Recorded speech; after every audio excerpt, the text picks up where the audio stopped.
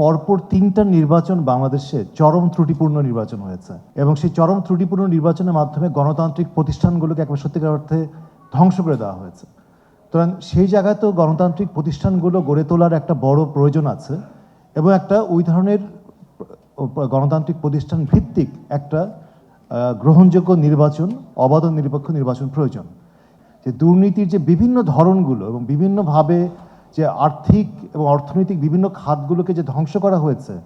এবং সংস্কার করা হয়নি, সেই জায়গাগুলোকে যদি হাত না দেওয়া হয় এবং তাতে যেটা হবে, আমি কথা বলবো শেষ করে এভাবে যে পুরনো যে দুর্নীতিবাজরা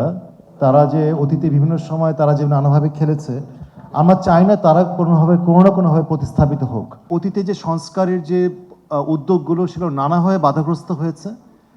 আমরা মনে করি যে এই সংস্কারের বিরোধীরা যারা নানাভাবে যে গোষ্ঠীবদ্ধভাবে যারা সংস্কারকে আটকেছে, সেটা কিন্তু এখনও বিদ্যমান। সুতরাং সামনের দিকে যদি আমি শেষ করি কথাটা এভাবে, যদি আমরা অর্থনৈতিক পুনরুদ্ধারের কথা চিন্তা করি এবং ব্যক্তি খাতে বিনিয়োগের যে পরিস্থিতি, তার যদি একটা বড় ধরনের উন্নতির আশা আমরা করতে চাই, তাহলে কিন্তু এই গুরুত্বপূর্ণ খাতগুলোতে সংস্কার করতে হবে